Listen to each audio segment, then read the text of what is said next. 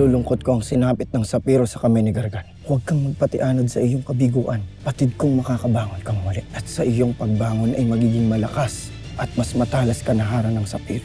Naghahanda na ngayon ang ating mga kaaway. Kailangang masakop na natin ang Hatoria bago sila makarating at humadlang sa atin. Magdadalawang pangkat kayo, Mitena. Ikaw ang tutungo sa Hatoria, habang ikaw, Zaur, ang tutungo sa Lireo. Sabay nilang lulusubin ang Lireo at ang Hatoria. Pasneya, hindi ito maaari. Ano nangyari? Anong ginawa na sa sapiro? Nangako si Gargan na iaalay niya ito sa akin. Hindi maaring mawasak ang aking kaharian. Kaawa-awa naman sila. Bakit hindi mo muna sunduin ng ibang lambana? Pagkat mas ligtas kayo rito. Hindi ako maaaring umalis dito. Hindi ko maaaring talikdan ang utos. Anong utos? Gaya ng tronong ito ng sapiro, ay mananatili rin akong matibay at matatag upang itayo muli ang ating kaharian tuwing nasak ng ating mga kaaway. Bakit humihinga pa ang walang silbing hara? Bakit binuhay ka pa ni Gargan? Walang puwang para sa mga tulad ng mga taksil.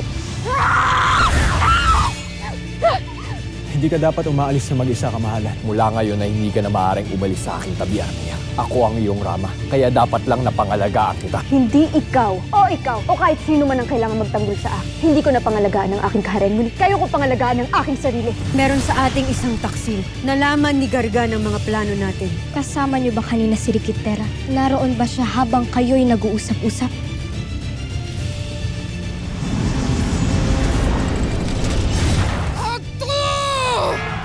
Huwag niyong gagalawin si Miten. Akin siya.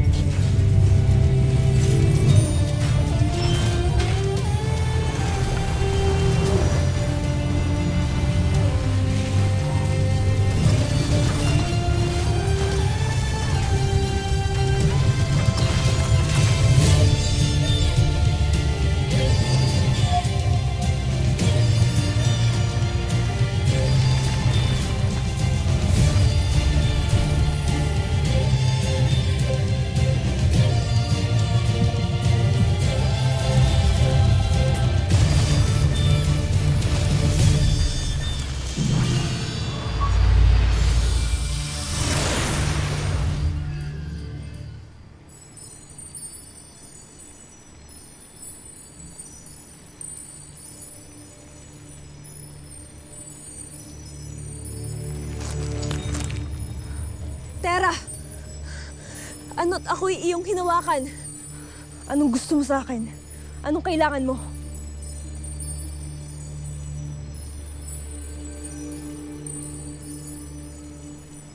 Gargan.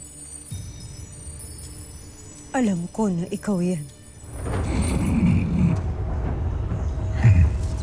Ginawa mo kay Rikit kung ano ang ginawa mo sa kapatid ko. Kaya mo alam kung ano ang mga ginagawa namin. Napakatalino mo, Tera.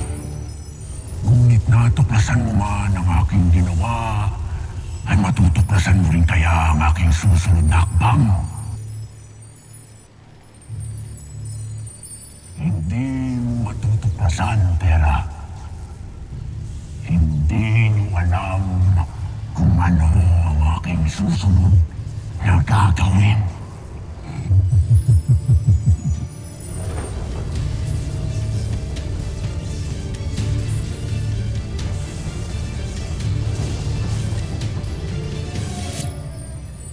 Ano ngayon ang susunod mong gagawin, Gargan? Ano ang susunod mong hakbang? Nakakausap mo si Gargantera? Ate, kailangan ko umalis.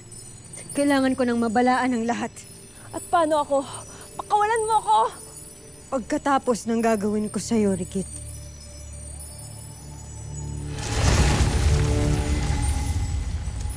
Brilyante ng lupa.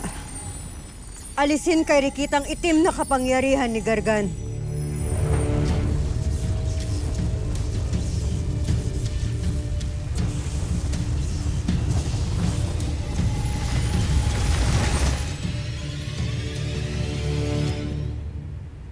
Ano ang nangyari sa kanya?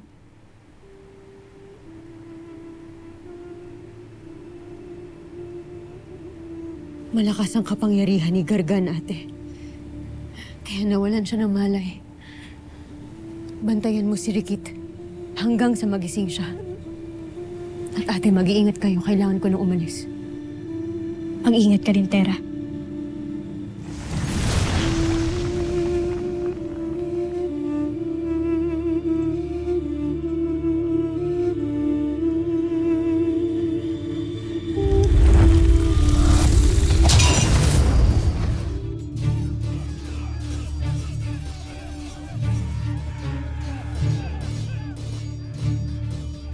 Warga!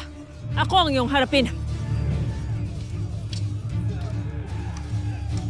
Pirena, nagkita tayo muli. At sa pagkakataong ito, hindi ako papayag na agawin mo sa akin ang Hatoria!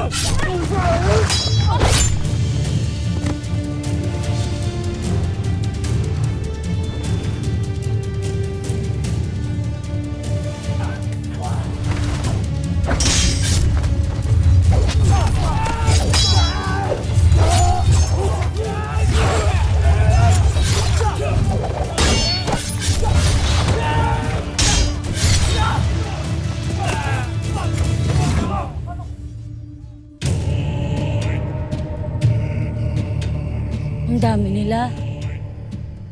Hanggat nasa panig ni Zaurang masamang bathala ay hindi sila mauubos. Lalo't may kakayahan ng kapangyarihan ni Gargan na lumikha ng mga alagad.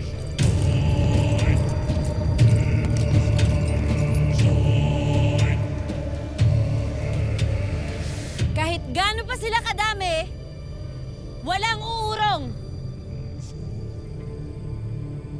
Di sila pwedeng makalagpas sa ating hanay. At mas lalong hindi sila pwedeng makalapit sa palasyo. Protektahan ang pananggalang! Armea, bakit dalawa lang yung escort mo? Kung ano man ang iyong ibig sabihin, Lyra, ay hindi ito ang panahon para sa pagbibiro. Hindi ako nagbibiro. Maghanda kayo at mag-ingat. Walang buhay na dapat tumumba mula sa ating hanay. At wala ng kaharian na masasakop. Tamang-tama ang iyong pagdating, Tera. Wala si Gargan. Iyan rin ang kanina ko pang iniisip. Hindi kaya naroon siya sa Hatoria. Kailangan nating malaman ang kinaroroonan ni Gargan. Kailangan natin malaman kung nasaan siya. Ako na ang bahala, Tera. Mas nangangailangan niyo ang tulong ni Dea, kaya ako na ang paroroon doon ngayon din. Ano? Bakit yung pinalis yung kapatid ko? Mas higit pa kay Armea ang iyong dapat na alalahanin ngayon, Lyra. Eraso!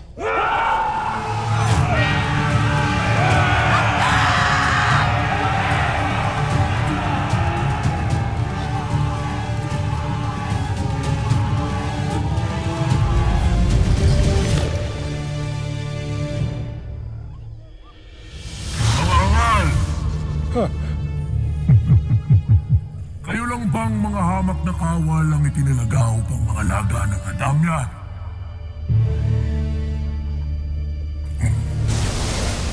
Aking brilyante, wasakin ang kanilang pananggalang. Kailangang mapasok natin ang kanilang sutil na tahanan.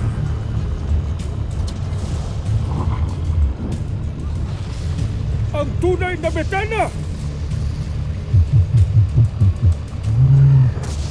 At ang sinaunang ninuno ng mga walang kwentang nilalang. Sa akala mo ba ay mapipigilan mo ko, Himaw?